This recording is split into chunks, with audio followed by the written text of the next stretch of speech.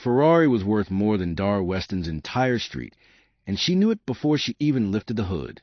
She knew it the way she knew everything about a car before she touched it.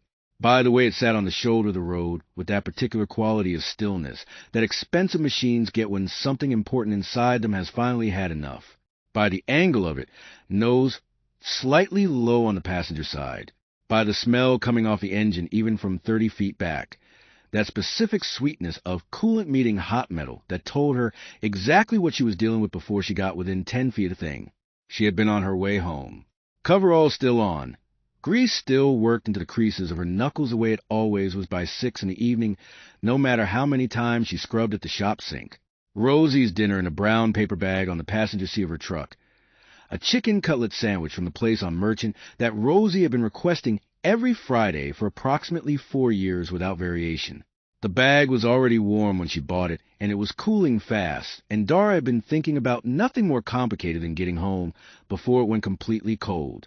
Then she came around a long bend on Route 9 and saw the Ferrari pulled onto the gravel shoulder with its hazard lights blinking orange in the early evening gray, and she saw the man standing beside it with his phone pressed to his ear and his jaw set in the tight control way of a man who is angry but has decided not to show it, and she saw the particular helpless authority in the way he stood there in that suit that probably cost more than her lift equipment, and she made the decision in the same half second she always made it.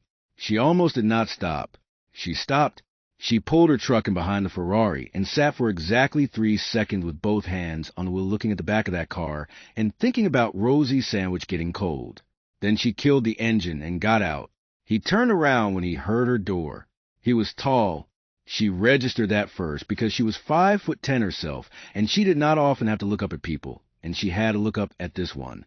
Dark hair, a little long for the suit. Gray eyes the color of the sky that evening. A face that was handsome in a specific way of a man who had never particularly needed to work at it. All clean angles and a mouth that looked like it had forgotten how to do anything other than hold a straight line. He looked at her the way people in very expensive cars always looked at her when she showed up unexpectedly, which was with a rapid series of assessments that she had long ago stopped taking personally. He said he had already called roadside assistance. She said that was fine, and walked past him to the hood. He said the car was under warranty, and the dealership was sending someone. She said, "How long ago did you call them?" And he said about 40 minutes, and she said, "How long did they tell you?" And he paused, and said another hour at least, and she said, "Okay," and found the hood release and lifted it. She stood there for a moment, just looking, not touching anything yet, just reading it the way you read a patient before you start asking questions. The coolant reservoir was empty. There was residue along the top of the engine block that told her it had not emptied slowly. She crouched and looked under the car and found a wet patch on the gravel beneath the front end, and traced it back up with her eyes to the lower radiator hose where a hairline failure had opened up wide enough to evacuate the entire system in under 2 miles of driving. She had seen it 100 times. Not on cars like this one, but the laws of physics applied equally to everything with an engine regardless of the price tag. She stood up and looked at him. He was watching her with an expression she could not quite categorize. Not the impatience she expected. Something more like a man recalibrating. She told him what it was. She told him in plain language without softening it or making it complicated. She said the lower radiator hose had failed. The system was empty. The car was not going anywhere on its own tonight. And if anyone had tried to run it more than another quarter mile, he would have been looking at a destroyed engine instead of a tow and a hose replacement. He looked at the engine. Then he looked at her. He asked her how she knew that. She said she was a mechanic. He looked at her coveralls, at the logo on the chest. Schiller's Auto, Merchant Street. He looked at her hands. Then he looked back at her face, and something in his expression changed in a way that was small enough that most people would have missed it entirely. Dar was not most people. She had been reading faces across engine bays for 14 years. She saw it. She asked him if he had water in the car. Not drinking water. She said it specifically. Anything in a sealed container. She said, "I can get you close enough to drive to a service station if you have enough volume and if you take it slow." He opened the passenger door and produced 3 sealed bottles of sparkling water from a bag on the floor. The expensive kind with the Italian label that Dara had seen in the shop's waiting area refrigerator exactly never. She looked at them and said that will do, and he handed them to her without a word. She worked quickly. She had a roll of heavy repair tape in the tool bag. She kept behind her truck's passenger seat, and she used it to close the split in the hose well enough to hold for 10 miles at low speed, which was all she needed. She added the water slowly, watching the level, talking to the engine the way she always talked to engines when she was working, not out loud, but in the focused particular attention she gave every mechanical problem, that quality of absolute presence that her daughter had once described as the same face you make when you are listening to music you really love, which had surprised Dara because she had not known Rosie was watching. She closed the hood. She peeled the tape off her fingers and looked at him. She said, "There's a service station 4 miles north on this road." She said, "Drive under 30, watch your temperature gauge, and pull over immediately if it starts to climb." She said, "Do not push it past that station because the tape will not hold indefinitely, and the water will not stay cool the way proper coolant does." He said nothing for a moment. He was looking at her with that expression again, the one she could not quite name. Then he said, "What do I owe you?" She said nothing. She said she was on her way home, and she stopped because the car was stopped, and that was the only reason. She said, "Have a good evening," and picked up her tool bag and walked back to her truck. She heard him say something behind her, but she was already at her door, and she had Rosie's sandwich to get home to, and she did not turn around. She drove home. She fed Rosie. She did not think about the Ferrari or the man in the suit again that evening. Or at least that is what she told herself. And she was mostly right, which was close enough. If you have ever been the person who just quietly fixed a thing and walked away without making production of it, the one who showed up and did the work and did not wait for anyone to notice, the one the world has a habit of looking straight past even when you're the only reason anything is running at all, then hit that subscribe button right now and share this with someone who needs to hear this story tonight. Drop a comment and tell your name, because this channel was built exactly for you. Go on. She is not going anywhere. Now let her back all the way up, because to understand what happened in the weeks and months that followed that evening on Route 9, and understand what it meant and why it mattered, and why a child named Theo Calloway eventually crossed an entire room full of the most powerful people in the state just to find Dara Weston standing next to a car of dirty glasses, you first have to understand who Dara Weston was on an ordinary morning.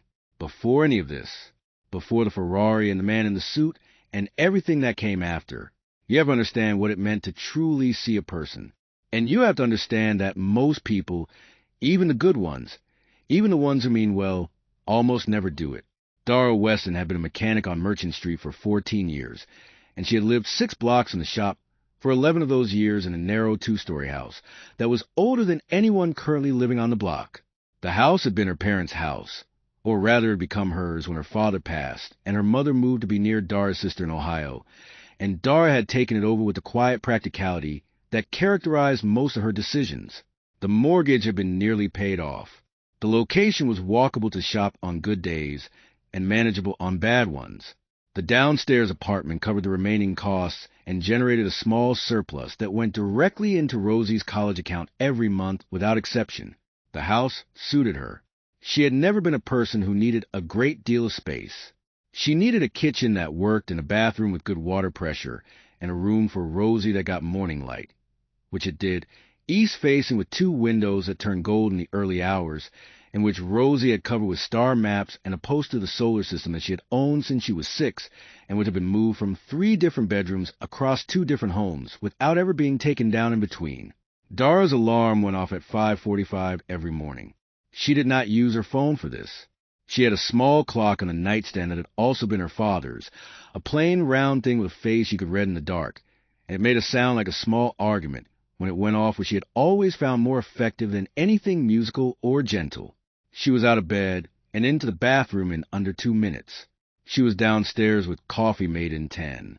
She sat at the kitchen table in particular quiet at 5:55 in the morning, and she drank her coffee, and she listened to the house around her, the small sounds of it, the pipes and the settling wood, and the particular silence of a sleeping 12-year-old upstairs, and she thought about the day ahead in an organized way, going through the appointments, the jobs waiting in the bays, the part she was expecting, the things she needed to remember.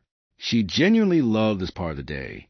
She had never said that to anyone because it sounded like something a person says in a magazine article about morning routines, and she found those articles deeply irritating. But the truth was the truth.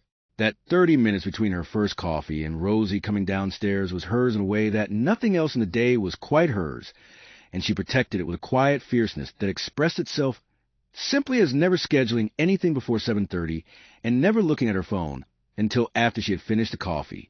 Rosie came downstairs at 6:20 with her hair in the state it was always in at that hour, which was spectacular, and she sat across from Dara and poured cereal and ate it in silence for approximately 11 minutes. And Dara sat across from her and finished her coffee and did not speak either, because she had known since Rosie was 18 months old that her daughter came back online slowly in the mornings, and that the silence was not disconnection, but something closer to its opposite, too. People comfortable enough with each other to simply exist in the same space without performing anything at all.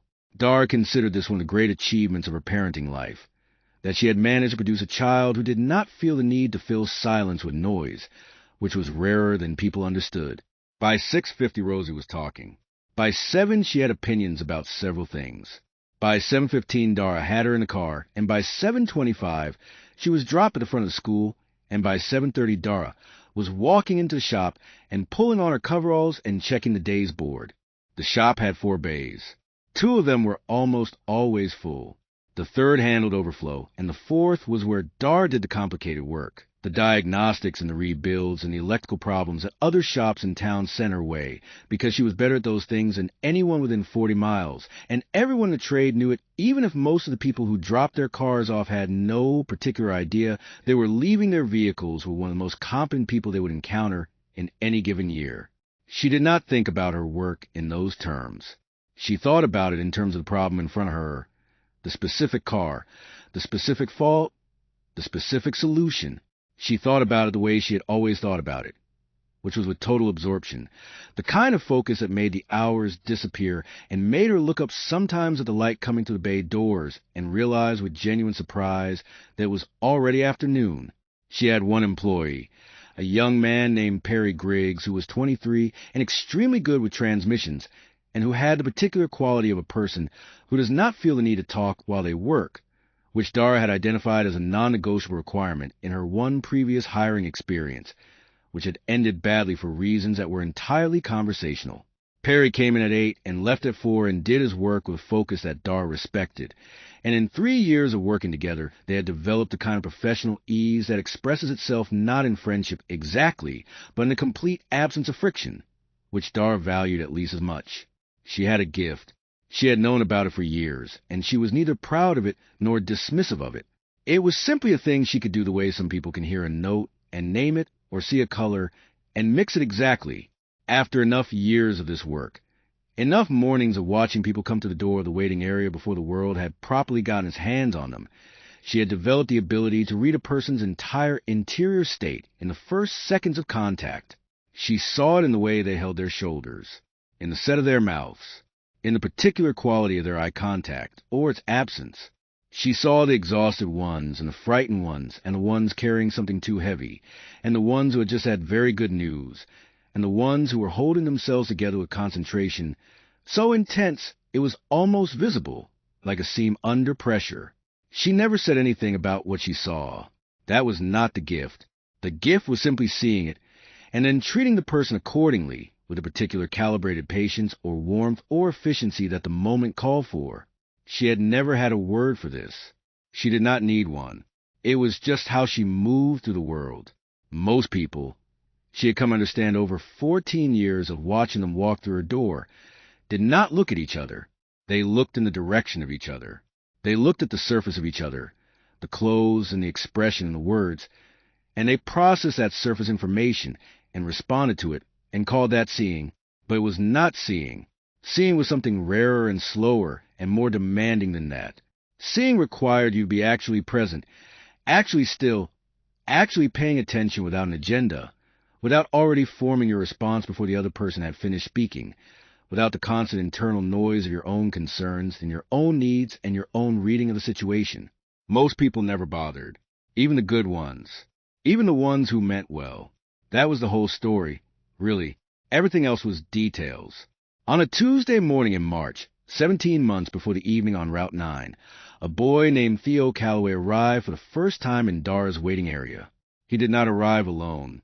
He arrived with a woman named Patricia, who was his nanny, a kind and competent woman in her 50s who brought him in because the car she drove him in, a late-model sedan that belonged to Calloway household, had developed a sound in the front left wheel that she described as a sort of grinding that gets worse when you turn, and Dara had nodded and written it down and said she could look at it that afternoon. Patricia was warm and communicative. She explained the service history and provided the insurance information and said she would need the car back by 2 if that was at all possible.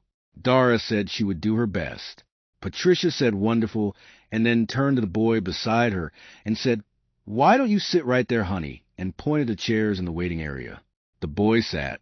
He sat in the chair nearest the window that looked out onto Merchant Street, and he turned toward the window, and that was the last movement he made for the entire time Patricia was at the counter.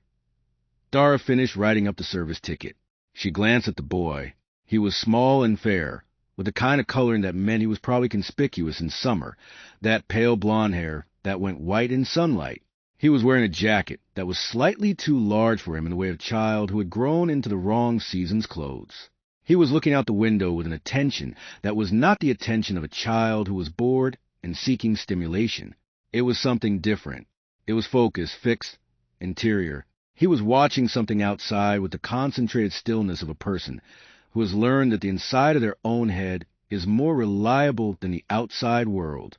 Dara noticed it in approximately 3 seconds and then went back to the service ticket. Patricia said she would be back at 2 if that worked. Dara said she would call if anything changed. Patricia said thank you and then turned to the boy again and said, "I will be right back. I am just going to get some things from next door." And the boy did not respond. Patricia looked at Dara with an expression that contained a great deal of information compressed into a very small space, and Dara gave a small nod that she hoped communicated that she understood and that everything was fine, and Patricia went out. Dara went through to the bay. She worked on a brake job for 40 minutes. She came back through to check a parts delivery and noticed that the boy had not moved position at all. He was still in the same chair, still turned toward the window, still with that interior quality of attention that was not boredom and not daydreaming exactly, but something closer to profound and private vigilance. There was a dog. That was what he was watching. Dara looked through the window and saw it. A large, shaggy brown dog that belonged to a hardware store 2 doors down. A dog named something she could never remember, who spent his days tied to the post outside the hardware store on a long enough lead that he could investigate the full width of the sidewalk, and who was known to everyone on Merchant Street as a fundamentally cheerful creature who greeted every person who passed with the democratic enthusiasm of a dog who had decided that everyone was probably his friend until proven otherwise. The boy was watching the dog with the total unguarded concentration of someone watching the one thing in a room that is telling the truth. Dara went back to work.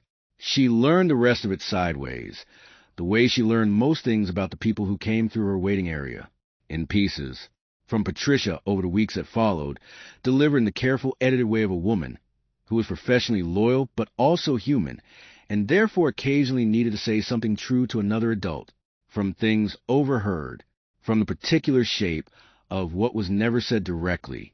The boy's mother had died 14 months ago. Not his father, his mother. She had been 29 years old, and she had died of an aneurysm on an ordinary Wednesday morning. There, and then not there, between one moment and the next, while Theo was at school. He had been 5 years old. He had come home from school to a house full of people he recognized, but which already felt entirely different to him, because the specific gravity that had held it all together was gone, and the child had understood this. Not in the way adults understand things, but in the deeper and less articulable way that children understand the absolute facts of their world. And he had gone quiet, not gradually, not in stages. He had gone quiet the way a light goes out. His pediatrician had a clinical term for it. Selective mutism in the context of acute grief. Dara had heard Patricia say the words once in a low voice on a phone call in the waiting area, and she had registered them and set them aside, because clinical terms were generally useful for paperwork and not much else when it came to understanding what you were actually looking at. What she was actually looking at was a 6-year-old boy who had been bright and loud and full of words by every account up until the day his world ended, and who had since gone somewhere very far inside himself and had found it, if not comfortable, at least safe. He spoke to his father. A little.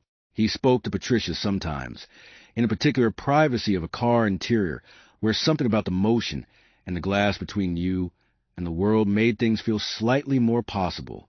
He did not speak to anyone else. Not to the therapist his father had found, a gentle woman with a calm office and a sand tray and a great deal of patience. Not to the specialist after the therapist. Not to the teacher who had been briefed and who approached him every morning with the careful deliberateness of someone approaching a wild animal they very much want not to frighten. Every adult in Theo Calloway's life was trying to fix him. Dara understood this without being told. She understood it because she could see in the way Patricia watched him, in the hovering quality of the attention all the adults in his orbit gave him. That particular grown-up anxiety that radiates off well-meaning people when a child is not behaving in the way that children are supposed to behave, and they cannot figure out what to do about it. She understood it because she was a parent herself, and she knew that particular fear. The fear of watching your child carry something you cannot lift off them. And she knew how that fear expressed itself as a kind of desperate helpfulness. A please, please, sweetheart, just talk to us, just be okay, you are frightening us. That was entirely well-meant and entirely counterproductive, because a child feels that energy in their bones every waking minute. A child who is already carrying something too heavy feels the adult's anxiety about it as an additional weight laid on top of what they are already carrying. And so the silence deepens, and the adults get more anxious, and the weight gets heavier, and the circle closes. Dara did not try to fix Theo Calloway. She made this decision without particularly deciding it, in the same way she made most of her best decisions, which was by reading the situation accurately and responding to what was actually there rather than what she thought should be there. What was there was a child who had found a way to be in the world that felt manageable to him. What every other adult was doing was communicating their extreme discomfort with that way of being in the world. What she could do, what was entirely within her power, was simply not do that. Simply be a person in his vicinity who was not anxious about him, who did not need anything from him, who did not have an agenda for his recovery. So she did not do that. Not once.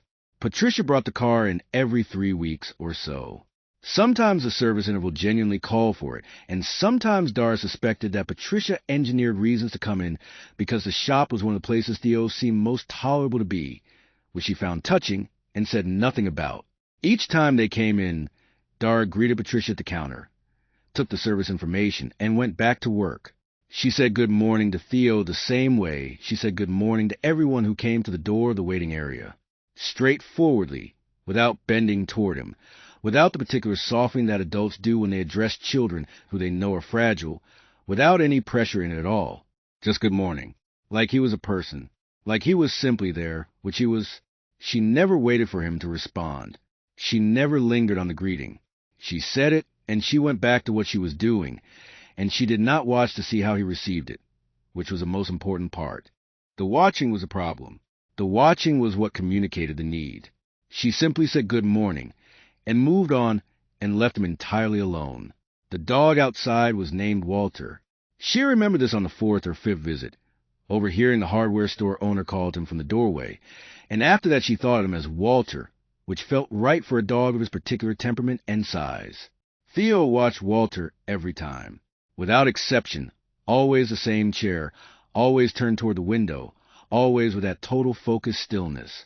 And Dara, going back and forth between the bay and the counter, noticed this without making it anything. She simply knew it the way she knew where every tool in her bay was, and where every part on her shelves was, and where the good coffee was relative to mediocre coffee, as a piece of practical knowledge about the world she moved through every day. On the 6th or 7th visit, in late May when the weather had turned warm, and Walter was spending more time investigating the full length of his lead, Dara was passing through the waiting area, and she paused at the window and looked out for a moment at Walter doing something complicated with a paper bag he had found. And without looking at the boy or turning toward him or making it anything at all, she said that dog has been working on that same problem since Tuesday. She went back to the bay. She did not know if he had heard her. She did not check. It did not matter. She had simply said a thing that was true about something they had both been watching. the way you would say it to any other person who was standing near you observing the same thing, without the cautious approach and the careful tone, and all the apparatus of trying. 3 visits later he pointed. She was at the counter writing up the service notes, and she happened to look toward the window, and he was pointing at something outside, not at Walter this time. At a man on a bicycle who was attempting to carry what appeared to be a flat-pack bookcase balanced across his handlebars, an operation that was not going well. Dara looked at it for a moment, and then said I'd give him about half a block, and went back to her notes. She heard something then, the smallest sound, not words, not quite a sound with meaning, but something, some expelled breath, some barely vocal response to what she had said, and she registered it without reacting to it, and went on writing, and that was all. But she knew the way she always knew the significant things, quietly and certainly, and without needing to make it large. Something had shifted, some incremental, barely measurable degree of the terrible tension that this child carried in every line of his small body, not fixed, not healed, not even close, but different by the width of a hair from what it had been the visit before. She went home that evening, and she sat at the table while Rosie did homework across from her, and she thought about it for a while, without being able to say exactly what she was thinking, and then she went to bed. The summer came, and then it went. August was hot, and then it broke in early September, and the light changed the way it always changed in September in upstate New York, going from the flat, heavy light of August to something sharper and more angled that made the ordinary things on Merchant Street look like they had been slightly relit by someone who cared about composition. Walter the dog spent less time in the sun and more time in the patch of shade by the hardware store door. Theo came in on a Thursday in late September. He sat in his usual chair. Patricia went next door to the pharmacy. Dara said good morning and went to bay. 20 minutes later, she came back to get a socket set from the shelf inside, and as she passed through the waiting area, she saw that Theo had a piece of paper in his hands. A folded piece of paper, folded very small. He was holding it in both hands and looking at it, and not looking at it at the same time, the way a person holds something they've decided to do something with but have not entirely committed to yet. She got the socket set. She went back to the bay. She worked for another 10 minutes. When she came back through, he was standing at the edge of the counter. He had never done this before, never moved from the chair on his own initiative, and she did not show that she had noticed a change in position. She simply came around to her side of the counter the way she always did, and looked at the invoice she was working on. He put the piece of paper on the counter. He did not look at her.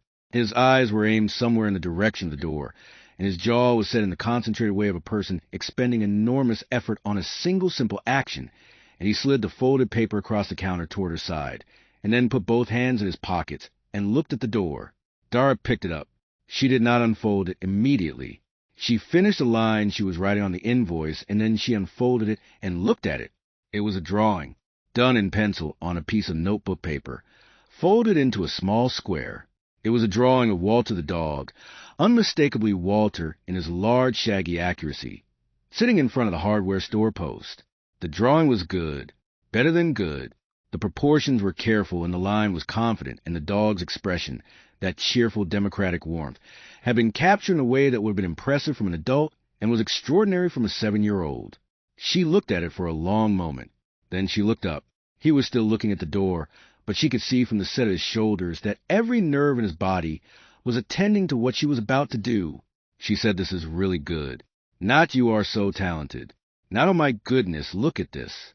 Not any of the effusive adrenal praise that adults perform at children's work when they are trying to communicate encouragement and instead communicate an agenda. Just, "This is really good." The same way she would say it to anyone who had shown her something good, as a plain, accurate statement of fact. She put it on the shelf behind the counter, where she kept the things she wanted to be able to see. Her own notes, a photograph of Rosie from last year's school picture, a small calendar. She went back to work. Patricia came back from the pharmacy. She saw the drawing on the shelf, and she looked at Dara, and something moved across her face that she controlled quickly and professionally, and Dara gave her a small nod and handed her the car keys, and that was all. After that, something changed. It changed slowly, the way the important things always change, not all at once, but in the slow accumulation of small things that you only recognize as change when you look back from far enough away. He was less braced when he came in. the tight holding quality of his body. That particular physical sentence that said, "I am prepared for this to be uncomfortable," loosened by degrees over the weeks that followed. He sat in his usual chair, but differently in it, with a fraction less of the rigid preparedness that had been there before. He brought another drawing in October. Two children playing in a pile of leaves, seen from behind, anonymous, their faces invisible to the viewer. Dara put it on the shelf next to the first one. He waved at her in November. Just once, from the passenger window of Patricia's car as they left, a small lift of his hand that was there and then gone, and Dara waved back from the bay door without stopping what she was doing. She had come to love this child in the quiet, specific way that you love a person when you have chosen every day to simply see them and ask for nothing back, not in a sentimental way, not in a way that required anything from him or placed any obligation on him, just in the plain, honest way of someone who looks at another person and thinks, yes, I see you, I know you are in there, I am not going anywhere, and I am not waiting for you to be different than you are. She thought about him sometimes in the evenings.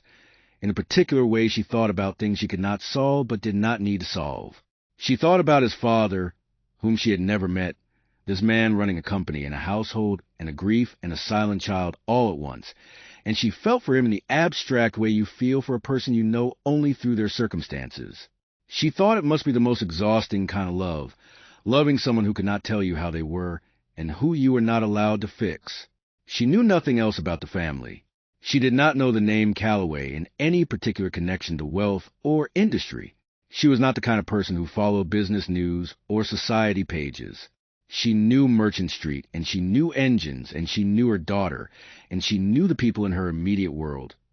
And beyond that, she paid attention only to what presented itself to her directly. The evening on Route 9 was a Friday in early April. The car was a red Ferrari that had been driven out of a private event in the hills east of town. She learned this later by a man who had been trying to get home. The man was Grant Calloway, and he was Theo's father, and she did not know this when she stopped. She did not know it at all.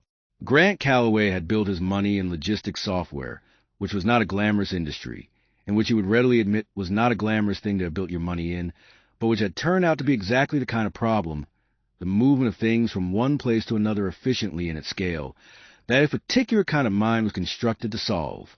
He had started Callaway Systems at 26 with a single product and a single client, and by the time he was 34, he had 400 employees in 3 states and contracts with the kind of companies that showed up on the first page of search results when you typed in almost any category of consumer goods. He was 37 now. He had been 34 when Claire died. She had been his wife for 6 years, and they had been happy in the specific and unperformative way of two people who had found each other by accident at a university alumni event they had both attended only because a mutual friend had been insistent, and had recognized almost immediately that the accident was a good one. Claire had been a landscape architect. She had loved her work with a focus and a passion that Grant had found, and continued to find in memory, one of the most attractive things about her. She had been warm and funny and direct, and she had died on a Wednesday morning in February, when Theo was 5 years old, and the world had rearranged itself so completely and so instantaneously that Grant had spent the first 6 months afterward in a state of controlled shock that he had managed only because managing things was what he was constructed to do, and because Theo needed someone to keep the structure standing. He had kept the structure standing. He had not been all right.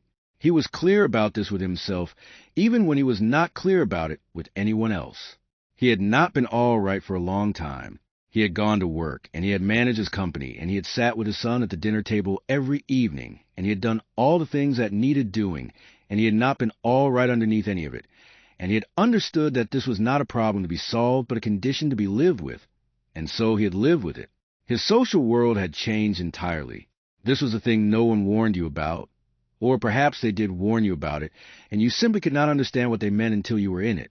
When your spouse died, you became, without transition or ceremony, a different kind of social entity. People who had known you as a couple related to you differently. New people related to you differently. The men who were his peers in the business world were largely cordial and completely useless in the ways that mattered. The women he encountered at the various functions that his position required him to attend were sorted, within approximately 12 months of Claire's death, into 2 distinct categories. There were the ones who understood that he was a person in the middle of a grief and treated him accordingly. And there were the ones who looked at him and saw something else entirely, a wealthy man, a widower, a thing to be acquired, and whose behavior toward him was shaped entirely by that assessment. He had developed a talent for identifying the second category quickly. It was not a talent he had wanted or enjoyed. He had become, against his will, quite good at spotting performance, the interest that was slightly too calibrated, the warmth that had a purpose underneath it, the particular way certain people angled themselves in his direction at events, the way they positioned themselves near him at dinners, the way they found reasons to be where he was. He was not arrogant about this. He knew perfectly well that he was a reasonably good-looking man with a great deal of money, and a son that most people considered easier to perform warmth toward than to actually extend it to, and that in certain circles this combination made him an object of a particular kind of pursuit. He did not like it. He could not fix it. He managed it. He had never made a public declaration about remarrying. He had no intention of doing so and no desire to, and the subject existed for him in a category of things that were so far from his current reality that he could not make them feel real even hypothetically. Theo came first. Theo's school and Theo's therapist and the slow, careful work of being the only parent of a child who had gone silent, that came first, and everything else, including Grant's own loneliness, which was real and which he carried without discussing it with anyone, was secondary. The private event he had attended on the Friday evening in April was a fundraising dinner for a literacy foundation that his company supported. He had not particularly wanted to attend, and he had attended anyway, because his head of communications had told him it was important, and she was generally right about what was important. He had stayed for 2 hours and donated the amount he had planned to donate, and shaken hands he needed to shake, and then gotten into the Ferrari, which was not his primary car, but which he had taken out that evening for reasons he would not have been able to explain clearly, some impulse toward the one small pleasure day had offered, and driven away from the hills east of town toward home. He had been on Route 9 for approximately 8 minutes when the temperature gauge began to climb, and he had pulled over and called roadside assistance, and then stood on the gravel shoulder in his suit and looked at the failing light and thought about Theo, who was home with Patricia, who would already be asleep by the time he got back. Then he heard a truck pulling behind him. He had assessed her in approximately 2 seconds, which was 2 seconds more than he usually needed, and which itself told him something. She was tall, and she moved with a specific, unhurried efficiency of someone who knew exactly what they were doing, and she walked past him to the hood of his car without asking permission, which should have irritated him and did not. She knew what was wrong before she touched anything. He watched her, and he was aware that he was watching her in a way that was different from the way he watched most people, with more attention, with less of the partial presence that was his usual mode at events and meetings. She worked without commentary, without the stream of professional reassurance that most service people produce while they worked, without any apparent need for him to respond or approve or engage. She was simply there, doing the thing, with a focus that he recognized because it was a quality he most valued in his own people, the ability to be completely present to a problem. She told him what was wrong in plain language and did not soften it or dress it up, and he found this such a relief after 2 hours of a room full of people communicating in the elaborately hedged language of the wealthy that he almost laughed. Then she fixed it with tape and sparkling water, and told him to drive under 30 and pull over if the temperature climbed. And when he asked her what he owed her, she said nothing and walked back to her truck. He said her name. He had seen it on the logo on her coveralls. He said Dara, and she paused at her truck door and turned halfway, not fully, her body already pointed toward home. He said he would like to return the favor sometime. He said it had been a long time since someone had helped him without immediately wanting something in return. She looked at him for a moment. She said there is a service station 4 miles north. Then she got in her truck and drove away.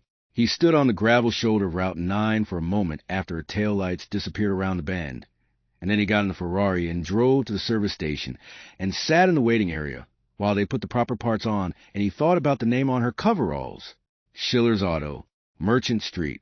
He did not go to Schiller's Auto on Merchant Street the following week. He thought about it, and then he did not go, because he was a man who had learned the hard way to examine his own impulses carefully before acting on them. And the impulse to appear at the place of work of a woman he had met for 40 minutes on a roadside, and who had been quite clear that she was on her way somewhere else, felt like an impulse that deserved scrutiny. He had his assistant research the shop instead. This was not as strange as it sounds. He researched everything that entered his world. The shop had been in business since 1971. Its current operator was Dara Weston, who had worked there since she was 24. The reviews across every platform were uniformly strong in a way that the reviews of genuinely good operations were strong. Not the performed enthusiasm of compensated testimonials, but the plain specific gratitude of people who had been treated honestly and had their problem solved. One review from 3 years ago read, "She is the best mechanic in this county, and she will tell you exactly what is wrong without trying to sell you anything you do not need, and I will never take my car anywhere else." Grant read this and thought, yes, that sounds right.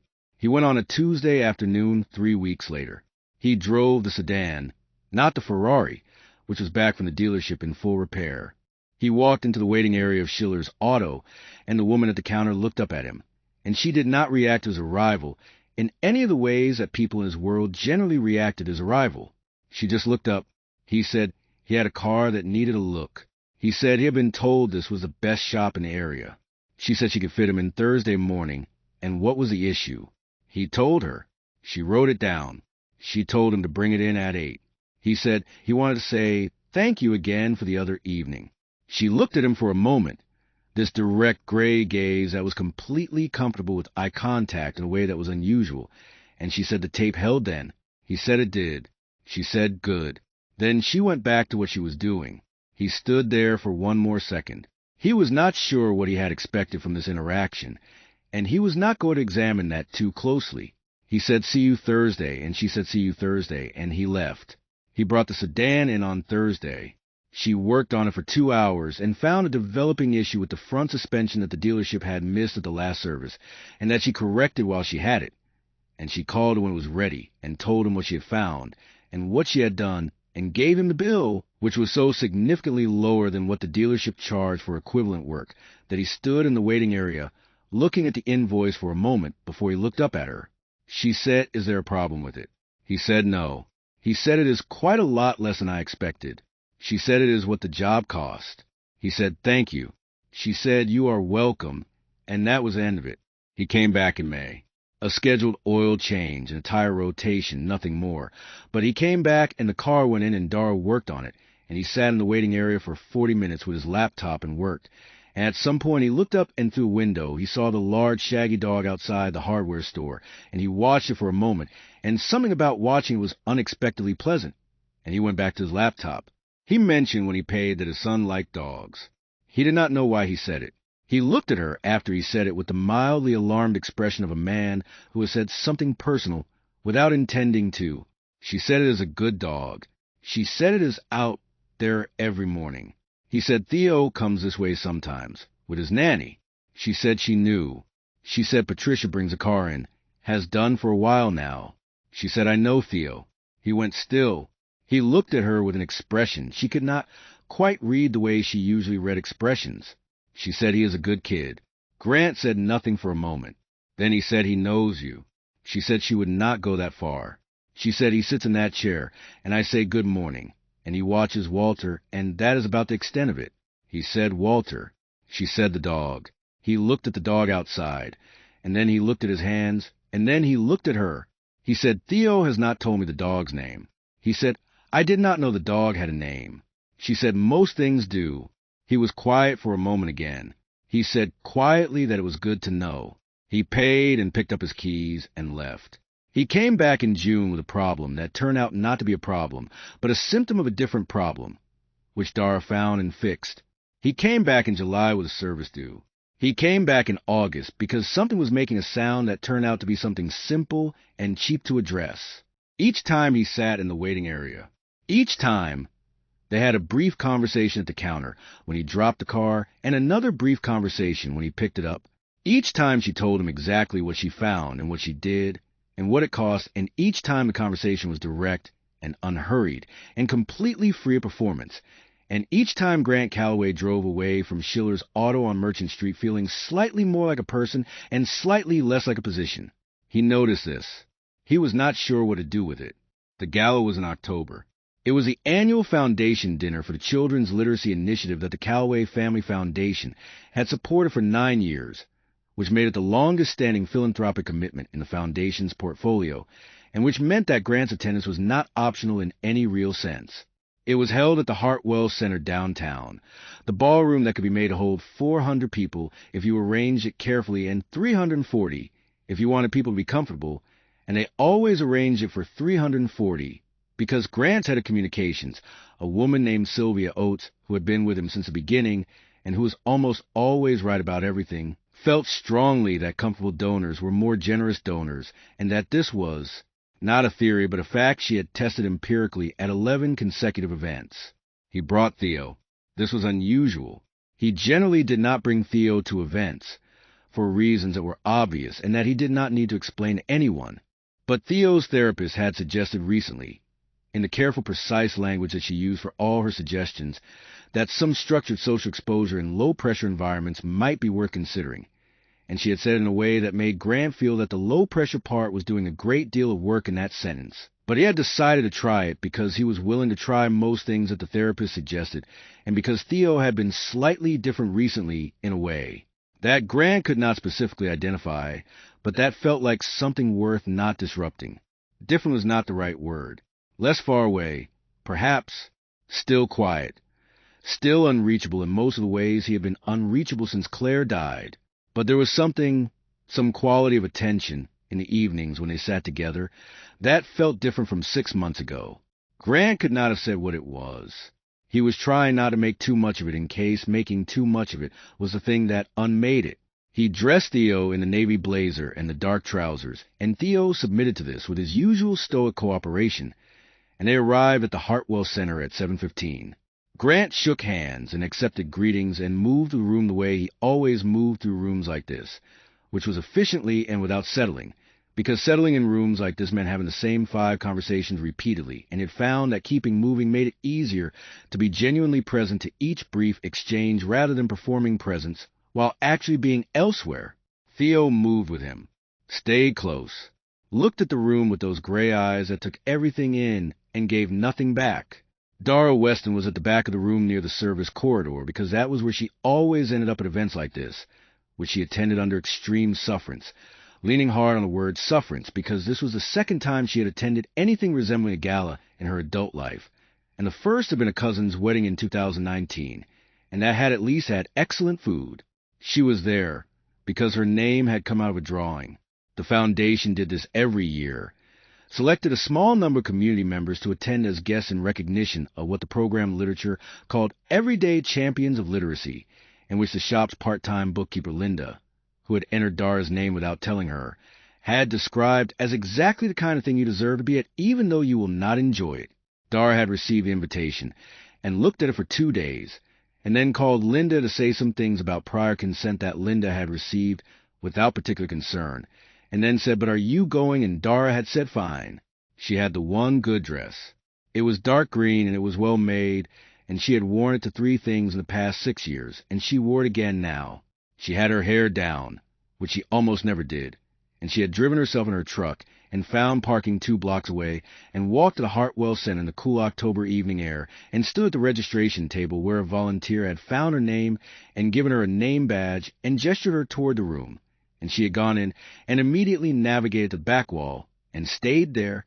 But Theo's therapist had suggested recently, in the careful, precise language that she used for all her suggestions, that some structured social exposure in low-pressure environments might be worth considering, and she had said it in a way that made Grant feel that the low-pressure part was doing a great deal of work in that sentence. But he had decided to try it because he was willing to try most things that the therapist suggested, and because Theo had been slightly different recently in a way that Grant could not specifically identify, but that felt like something worth not disrupting. Different was not the right word.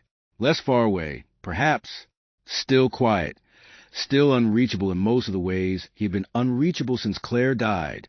But there was some quality of attention in the evenings when they sat together that felt different from 6 months ago.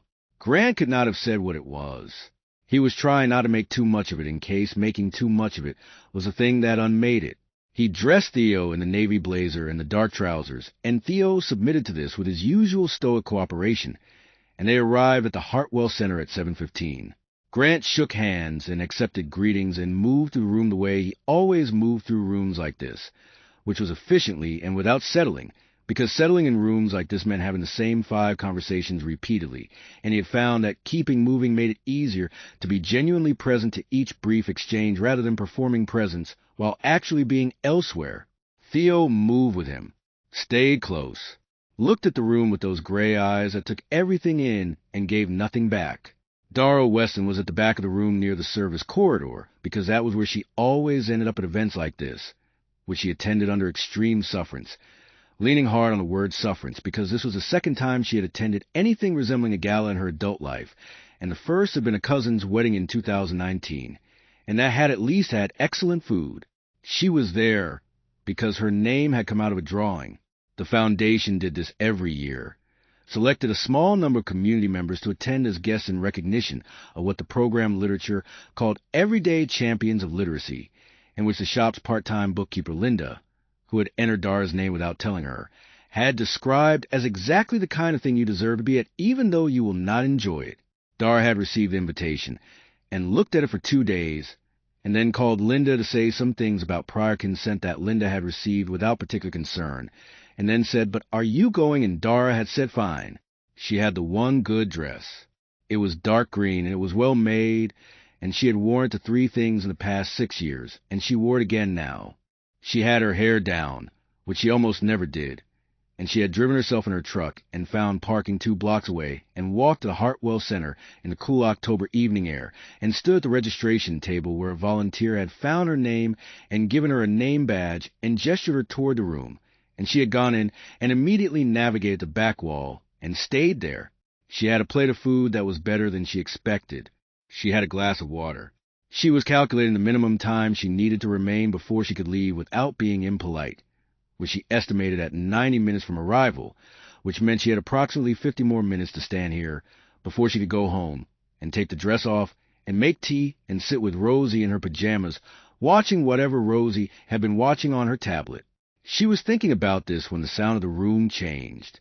She had been to enough places, enough waiting rooms and repair shops and school pickup lines and the various ordinary holding environments of a working life, to know that sound, the sound of crowd's attention suddenly consolidating from 400 separate directions into one. She looked up from her plate. A boy in a navy blazer was crossing the ballroom. She registered him before she recognized him because he was halfway across the floor, before she understood what she was seeing. This small, certain figure moving through the crowd in a straight line with the concentrated intention of someone who knows exactly where they are going. She saw the people around him beginning to notice. She saw the conversation stopping. She saw the heads turning. She recognized him at the same moment. She registered that he was walking toward her. She looked behind herself. Service corridor. Card of used glasses. Fire exit sign. No one. She looked back. Theo Calloway stopped in front of her. He looked up at her with his gray eyes. His father's eyes, she understood suddenly, and he took her hand in both of his, and she felt the particular quality of that grip. Small hands, certain grip, nothing tentative in it at all. He said in a voice that was unused and therefore rough at its edges, a voice that had the quality of something being tried out after a long storage, 7 words. "You are the one who always waits." The room was completely silent. Dara heard someone nearby draw a breath. She heard 340 people not moving. She did not look at the room. She looked at Theo. She was aware of the weight of what was happening, the full specific gravity of it. She had worked with children long enough, and she had been a parent long enough, and she had been paying attention to this particular child long enough to understand in the very first second exactly how significant a thing had just happened. Not in the room's terms, in Theo's terms. This child, who had not spoken publicly in 18 months, had just crossed an entire ballroom full of strangers to say 7 words in front of all of them, and the cost of that to him, the sheer expenditure of courage that it had required, was something she felt in her chest like a struck note. She also understood what the room saw, what 340 people who had been watching Grant Calloway navigate widowhood for 2 years saw when his silent son crossed the ballroom and took a woman's hand and spoke to her for the first time in public since his mother died. She understood it instantly and completely, and she understood what Grant Calloway was feeling in this moment, standing 20 feet away with his hands at his sides and his face doing something complicated, because she saw him the same way she had always seen him, without agenda, without her own story laid over the top of his reality. And what she saw was a man who was hearing his son's voice in public for the first time in 18 months, and who was undone by it in the deep, quiet way of a person for whom being undone is not a thing they do in public, and who was doing it anyway. And she understood what every person in that room expected her to do next. She knew the narrative. She was not a woman who lived in a world of literary fundraising galas and charitable foundations and Forbes magazine covers. But she was a woman with functional intelligence and enough understanding of how stories work to see the one she had just been handed. Beautiful, tragic widower. Devoted, silent child. Public decoration. 340 witnesses. The child's own choosing. A locked door with a key just placed in your hand in front of everyone who would ever matter. She knew what every man in that room would have done. She knew what the room expected. She let go of Theo's hand. Gently,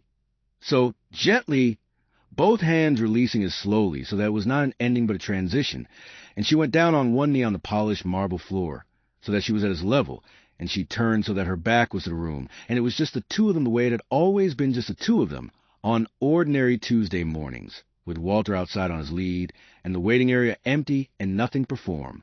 She looked him directly in the face. She said his name. She said, "You just did the bravest thing I have ever seen a person do." She said, "I am your friend. We have been friends for a long time. We are always going to be friends." She said, "You know that, right?" He looked at her. Those gray eyes, steady now, not frightened, not braced, just looking at her the way he had started to look at her over months of ordinary mornings, with the total trust of a child who has been given no reason to doubt. He gave a single small nod. She stood up. She turned to face the room.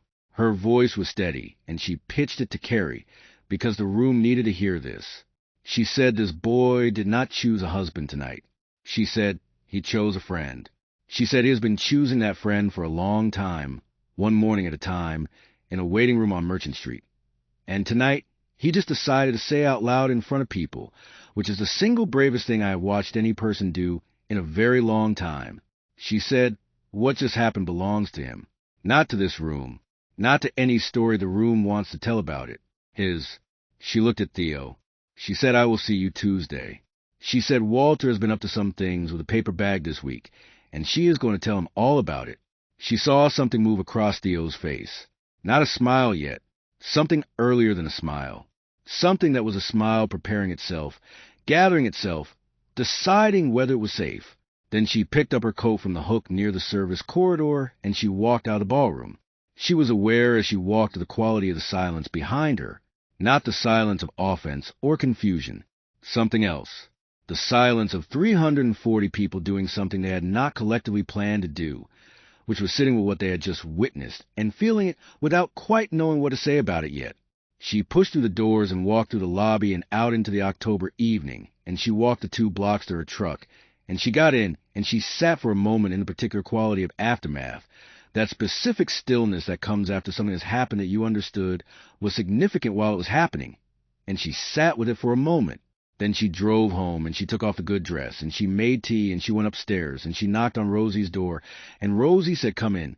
And she sat on the edge of Rosie's bed, and Rosie looked at her and said, "You okay?" And Dara said, "Yes." And Rosie said, "Are you sure?" And Dara said, "I think so." And Rosie handed her an earbud and said, "Here." And they sat together in a specific companionable way.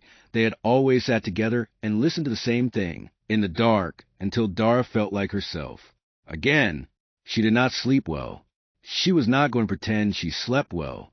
She lay in the dark and thought about Theo's face when she said she would see him Tuesday, and she thought about the things she had seen moving there, that early unformed predecessor of a smile, and she felt it in her chest again the same way she had felt it in the ballroom, like a struck note still sounding. She also thought about Grant Calloway standing 20 feet away with his hands at his sides, and she put that thought down very carefully on a shelf in her mind and left it there. 3 days later, on a Monday afternoon, she was in Bay 3 working on an electrical fault in a 10-year-old pickup, when Perry appeared at the bay door and said, "There is someone here for you." She said, "Tell them I am in the middle of something, and I will be out in 10 minutes. Perry said, "I told him." He said he would wait. She finished what she was doing. She wiped her hands, and she walked out through the waiting area to the front of the shop. Grant Calloway was standing on the sidewalk outside the shop, not in the waiting area. Outside, on the sidewalk, with his hands in the pocket of a jacket that was much less formal than anything she had seen him in before, a plain dark jacket over a plain dark shirt. And he was looking at Walter outside the hardware store with an expression she could not read from this distance. She pushed through the front door. He heard it and turned. He looked at her for a moment without saying anything. Then he said he owed her an apology. She said for what? He said for the room. For the assumption that went around that room the moment Theo took her hand. The story they all immediately started telling. He said he had not anticipated it, and he had not stopped it fast enough, and he was sorry for it. She looked at him. She said the story was not your fault. He said no, but the room was my room, and you walked into it on your own evening, without any idea of what was waiting for you in it. She said nothing for a moment. She looked at Walter, who was sleeping in the afternoon sun with the philosophical contentment of a dog who has made his peace with existence. She said, "How is Theo?" He said. He stopped.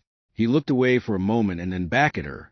He said Theo has spoken more words in the last 3 days than he has spoken in the last 6 months. He said it was as though, once he found the words out loud in that room, something opened that he had not been able to open before. She did not say anything immediately. She felt the thing in her chest again. She said, "That is good." She said, "That is really good." He said, "Yes." There was a silence that was not uncomfortable. He said, "I know you said it was not what the room thought it was, but I would like—" He stopped again. He said, "I would like very much to take you to dinner sometime, if that is something you would consider." He said, "I am aware that I am asking at your place of work, and that you are covered in engine grease, and that neither of those things is ideal." And he said this last part with a quality in his voice she had not heard from him before, something slightly looser, something that was either self-awareness or the edge of humor, or both at once. She looked at him. She said, "Let me think about it."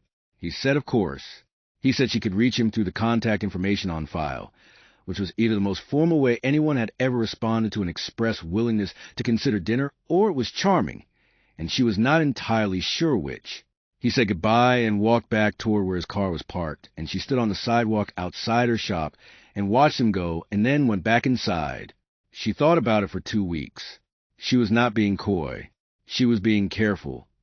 In the particular way she was always careful with things that mattered, which was to think about them slowly and honestly before she acted. She was not thinking about herself. She was thinking about Theo. This was the thing she could not get past, the thing she kept returning to in the evenings when the day was done and Rosie was asleep, and she was sitting at the kitchen table with the last cup of tea of the day, and the particular quiet that meant she was actually thinking rather than just occupying her own head. She was thinking about what it would mean for Theo if she said yes to dinner, and then something went wrong. Not wrong between her and Grant, because that was a thing she could not predict and therefore could not plan around, but wrong for Theo.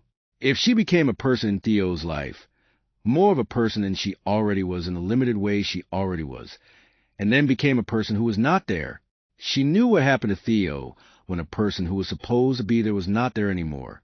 She had spent 18 months watching what that looked like. She would not be the cause of that. She would not risk being the cause of that, not for any reason. She called him from the shop on a Thursday evening, when Perry had gone home, and the bay doors were closed, and she was doing the end-of-day checks with the phone pressed between her ear and her shoulder. She said she would like to have dinner. She said she wanted to say one thing first. He said, "Go ahead." She said if this goes anywhere, it goes slowly. She said slow enough that nobody gets attached to anything before we know what it is. She said she was thinking about Theo when she said this, and she wanted him to know that she was thinking about Theo when she said this. There was a silence. He said he was thinking about Theo too. She said good. He said dinner Friday then. She said not Friday. Friday was Rosie's night. He said Saturday. She said Saturday. They had dinner at a place that was not expensive and not impressive, a small Italian restaurant on a side street downtown that she had been going to for years, and that had checked tablecloths and bread that came in a basket, and a menu that had not changed significantly since she first discovered it. And she suggested it partly because she liked it, and partly because suggesting a place like this to a man who drove a Ferrari felt like an honest thing to do. Felt like saying this is who I am, and this is the world I live in, And if that is a problem, let us find out now. It was not a problem. He sat across the table from her, and he ate the bread, and he told her about Callaway's systems in the way that people who have built something tell you about it, when they are not performing pride, but simply explaining how a thing works. And she found it genuinely interesting the way she found most explanations of how things work genuinely interesting, which was completely and without any performance of interest. She told him about Schiller's auto and about Bert and about the particular diagnostic challenge she had been working through that week, a fuel system issue in a vintage car that its owner was convinced was one thing and that she was becoming increasingly certain was another, and he listened in a way that she had identified early on as one of his actual qualities, without dividing his attention, without looking at his phone, without the performative nodding that people do when they are waiting for their turn to speak. She told him about Rosie. He told her about Theo, and telling her about Theo was different from the careful, compressed way she suspected he told most people about Theo, because she already knew Theo and he knew she knew Theo, and so the telling could be honest in a way it usually was not. He talked about the 3 days after the gala, the words that had started coming back, the way Theo had sat at the dinner table the evening after the gala and said out of nowhere that he thought Walter probably liked the autumn better than the summer, because there were more interesting things happening on the sidewalk. He said this with the expression of a man who had been handed back something he had not realized how much he had needed, something that had been returned to him in a form he had not expected, in the form of a dog's seasonal preferences delivered with the considered authority of a 7-year-old. Dara smiled, not a polite smile, a real one, the kind that takes up more of the face than you intend it to. He looked at her smile for a moment. She looked back at him. They did not discuss the vow. It was not mentioned. The room and its assumptions and its narrative and all of that felt, at this table with the bread and the check cloth between them, about as relevant as something that had happened in a different country in a different century. They stayed for 2 hours. They split the check, which he attempted to resist, and she declined to allow, not as a gesture, but simply because it was what she did, and she saw no reason to part from it. He walked her to her truck. He said good night. She said good night. He said he would like to do this again. She said she thought so too. Then she drove home. The months that followed were the slowest and the most patient months of her life. And she did not mean that as a complaint, because patience was something she had always understood as a form of respect. They had dinner twice a month. They talked on the phone in the evenings sometimes, usually after 9 when Rosie and Theo were both in bed, and these conversations had the quality of the very best conversations she had ever had with anyone, which was the quality of two people being genuinely interested in each other's thinking without needing to arrive anywhere in particular.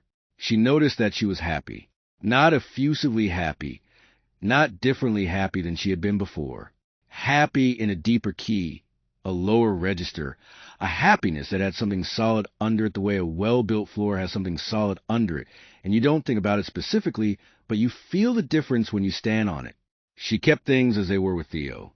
She did not change anything. She greeted him on ordinary Tuesday mornings the same way she had always greeted him, without fanfare, without reference to the gala or to anything that had happened since. He came in with Patricia, and he sat in his chair, and she said good morning, and went to the bay, and he watched Walter, and sometimes he said something about Walter, and sometimes he did not, and she responded the same way she always responded, directly and without making it anything more than it was. He was talking more. Not everyone, and not all the time, and not in the ways that adults want him to talk, but the dam that the gala had cracked was continuing its work quietly, and she could see it in the small things the way she always saw the small things. The way he held himself was looser. The drawings he left on the counter were more varied now. Not just Walter, but things he had seen, a truck like hers, a building he had passed, a bird sitting on a wire with a specificity of observation that suggested he had looked at it for a very long time. She kept one of each on the shelf behind the counter. When it got full, she put the oldest ones carefully in a folder she kept in the desk drawer. Grant watched all of this. He had been watching it for months now, from the various vantage points their lives overlapped in, and what he was watching was a specific, ordinary way Dara treated his son when there was nothing in it for her. Not the way she had treated his son when it could have been something for her, when an entire ballroom full of witnesses had handed her an extraordinary opportunity on a silver platter, and she had handed it back. That had been the moment he understood something. But the months after that, the ordinary Tuesday mornings that he sometimes drove past on his way to an early meeting, the consistency of it, The complete absence of any change in the way she was with Theo regardless of what was happening between the two of them. That was what undid him, not in a dramatic way. In the quiet, specific way that the right things always undo you, slowly and certainly, and in ways you cannot talk yourself out of. He was not falling for a symbol. He was not falling for a type or an idea or a story about a humble woman with good values.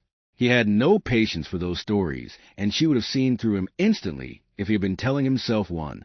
He was falling for a specific person who did specific things in a specific way that he had been watching carefully for months.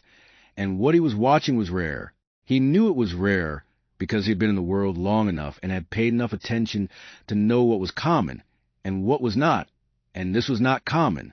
She did not fall for him because of the money. The money was, as far as he could tell, a mild inconvenience to her, a thing that created a constant low-level asymmetry between them, that she was always trying to level in small practical ways, insisting on paying for things, refusing anything that felt like a gesture of wealth, looking at him with the specific expression she deployed when he said something that sounded like a person who had not worried about money in a long time. He found this bracing in the way that accurate assessments are bracing, not comfortable but useful.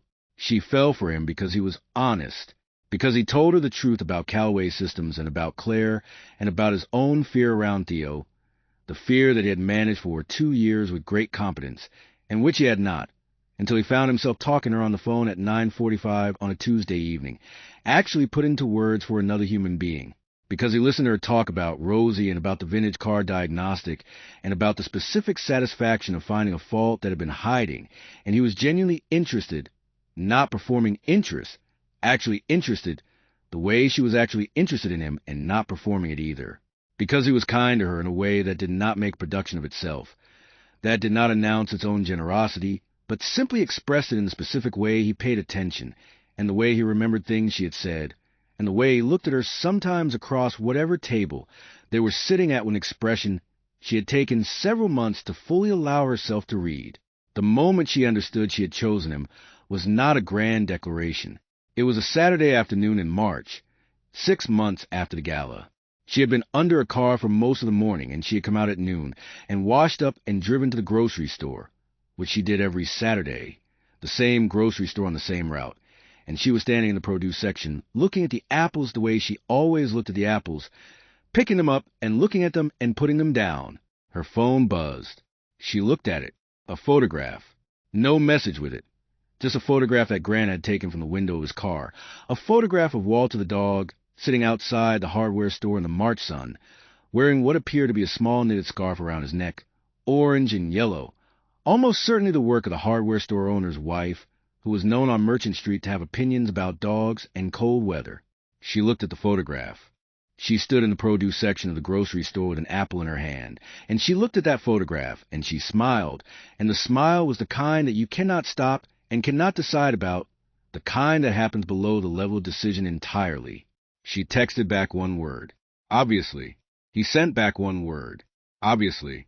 She put the apple in her basket and continued shopping, and she did not think about it again, except for the way that you do not think about a thing that is settled, which is that you carry it with you without having to look at it, because you know it is there. She told Rosie that evening, not about the photograph, not about any specific thing, just that she had been spending time with a man she had met, and that she liked him, and that she wanted Rosie to know. Rosie was 12, and she was perceptive, and she said, "I know." She said, "You have been different for a while now." She said different in a good way. She said this with the equanimity of a 12-year-old who has grown up watching her mother be complete and self-sufficient, and who therefore does not experience the arrival of additional people in her mother's life as a threat to anything, but as simply a new element in a world that generally makes sense. Dara said, "You are a very unusual child." Rosie said, "I know that too." They met. Rosie and Theo met on a Sunday in April at a park that was large and unhurried, and Rosie was 12 and Theo was 7, and they were sufficiently different in age that they had no particular framework for engaging with each other, which turned out to be fine because they were both people who were comfortable with silence, and they walked around the park without particular agenda, and Rosie showed Theo a thing she knew about identifying trees by their bark, which she had learned from a book, and Theo listened with total attention and asked one question about a specific tree, and Rosie answered in full, and that was the interaction, and it was enough. Rosie told Dar on the drive home that he was a good listener. Dara said yes. Rosie said he is going to talk more. She said you could tell. She said it like it was a forecast, a thing she had calculated from available data.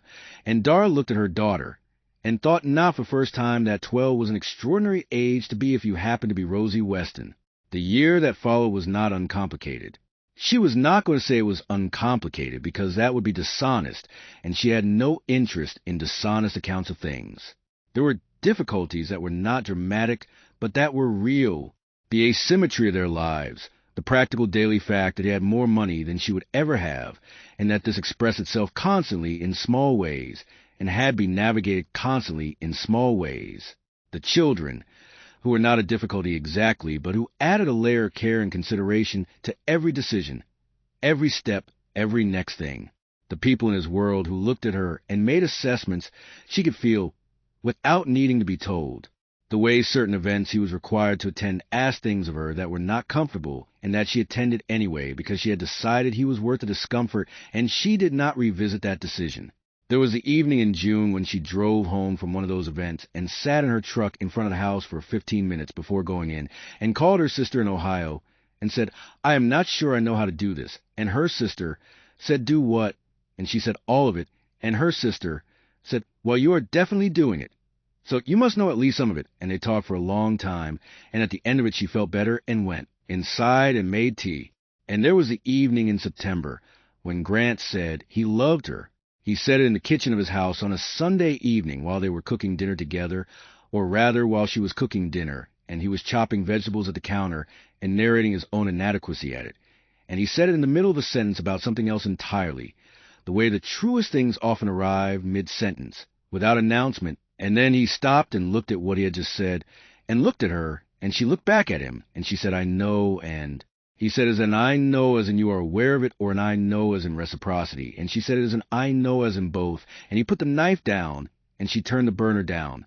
And they stood in the kitchen, and the dinner sat on the counter, and they looked at each other the way people look at each other when something has been said that cannot be unsaid, and the world has rearranged itself by a degree that is small and total at the same time.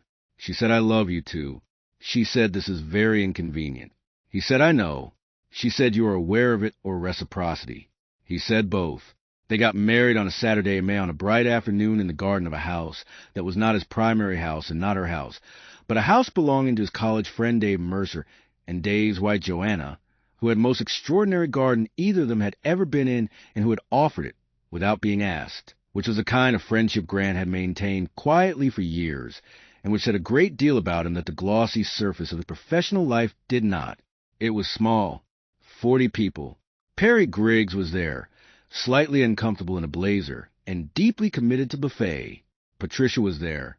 Gwen Purdy from the downstairs apartment was there, and brought 3 bundles of herbs tied with kitchen twine as a gift, which Dara accepted with more sincerity than she had managed for any of the previous bundles. Sylvia Oates, Grant's head of communications, who had given him correct advice for 11 years, was there and cried during the ceremony with the focused efficiency she brought to everything. Rosie was Dara's person of honor, which was not a role with a traditional name at a ceremony like this, but was simply the role of standing next to her mother and being her mother's person, which Rosie did in a dark blue dress, and her hair actually brushed for once, which Dara noted privately as a gesture of love that exceeded any other offering in the room. Theo was the one who surprised everyone. He had been, in the months leading up to the wedding, increasingly the person he was becoming, which was a talkative and observant and frequently very funny child who had 18 months of stored-up words still making their way out of him, and who applied his considerable powers of attention to everything in his world with an intensity that could be delightful and occasionally exhausting, and that Dara found in both cases completely wonderful. He had been part of conversations about the wedding, consulted on small decisions, given the job of naming the rescue dog they had acquired in February, a large, cheerful mutt with an undiscriminating approach to affection, and a tail that operated at a constant high frequency. He named the dog Walter. He said this was because of the original Walter, but also because the name fitted this dog too, and he could not find a fault in that reasoning, and neither could anyone else. At the ceremony on the Saturday afternoon in Dave and Joanna Mercer's extraordinary garden, while the officiant was saying things officiants say at small outdoor ceremonies, in May with good weather and 40 people, and a dog named Walter lying in the sun by the garden wall. Theo sat in the front row between Patricia and Rosie, and at one point he leaned over to Rosie and said something in a low voice, and Rosie listened, and then looked at him and nodded, and this exchange was observed by Dara from where she stood at the front of the garden, and she did not know what he had said, and she asked Rosie later, and Rosie said, "He told me she was always going to be my brother. Not like a brother, not kind of a brother, my brother." Dara stood in the kitchen of their house that evening after the guests had gone and the children were asleep, and Grant was washing the dishes, and she told him what Rosie had said, and he stopped washing and stood with his hands in the sink for a moment, and then he dried his hands very carefully and methodically, and she knew this was because he needed to do something with his hands while he managed his face. He said, "Theo said that." She said, "Rosie said that is what he said." He nodded. He looked at the window. Outside, the May evening was dark and warm, and Walter was presumably asleep in his bed in the hallway, which was where he slept, arranged across the full width of the hall, in a posture of total commitment to his rest. Grant looked at her. She looked at him. That was all. That was enough. She still goes to Schiller's Auto on Merchant Street every morning. This is a thing that sometimes surprises people, and she understands why it surprises them, and she does not find the surprise offensive, because she can see the narrative they are carrying, and she knows what it says. The narrative says that the mechanic on Merchant Street married the billionaire, and now she does not need to be a mechanic on Merchant Street anymore, and the whole thing resolves into the story the ballroom was always trying to tell. That is not the story. She goes because the cars are there, because the work is there, because Perry Griggs has become, in 5 years, the best transmission specialist in the county, and he deserves a shop that is worth the talent, and she intends to keep it being that shop, because the work is the thing she loves, and she has no intention of stopping loving it, because her bank account now looks different than it used to, and because the people are there, the people on Merchant Street, and in the waiting area and on the service calls, and in the various holding environments of an ordinary working morning. The exhausted ones, and the frightened ones, and the ones carrying something too heavy, and the ones who have just had good news, and cannot quite hold it in. She says good morning to all of them. She means it every time. The story the ballroom thought it saw was the story of the lucky mechanic who stumbled into a fairy tale and came out the other side with the whole lottery in her hands.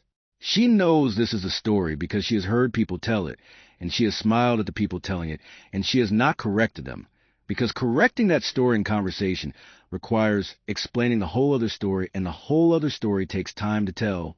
The real story is this. A grieving child spent 18 months in complete silence because every single adult around him was anxiously trying to fix him. And the one person who simply saw him, who said good morning and meant it, who slowed down for the dog on the post outside the hardware store, who put the drawing on the shelf without making it anything more than a drawing, turned out to be the one person on this earth that child's battered heart finally reached for in a room full of people who looked a great deal more important. She chose the child over the fairy tale. And in the end, the child turned out to be how she got the whole family anyway. She thinks about this sometimes when she is under a car, in the specific quality of attention that the work requires. She thinks about what it actually takes to see a person, not to look in their direction, not to process the surface of them and move on, but to actually stop and actually attend to the specific human being in front of you with all your actual presence and no agenda at all. Most people never bother. She is going to keep bothering. Every morning before the world gets its hands on the day, that might be the most important work there is. And to you, watching this tonight, a whole room full of powerful, important people could not manage to see one ordinary person standing right in front of them. And a silent child crossed that entire ballroom past every last one of them just to take that person's hand, because she had been the one soul in his world who simply saw him and asked for nothing in return. Who did that for you? Who was the person who saw you back when you felt completely invisible to everyone else? Back when you were carrying something too heavy and the world was looking right past you? That person who just quietly showed up the same way every time and did not need you to be anything other than exactly what you were? Tell her about them in the comments below. Every single one. She would genuinely love to know. And if this story got to you tonight, if you believe the way she has come to believe it right down to the ground, that the realest and rarest thing one person can do for another is simply to see them and ask for nothing in return, then hit that subscribe button if you have not yet. Drop a like so the next person finds their way here. Leave your person's name in the comments. She will see you in the next one. Trust her, it is a good one.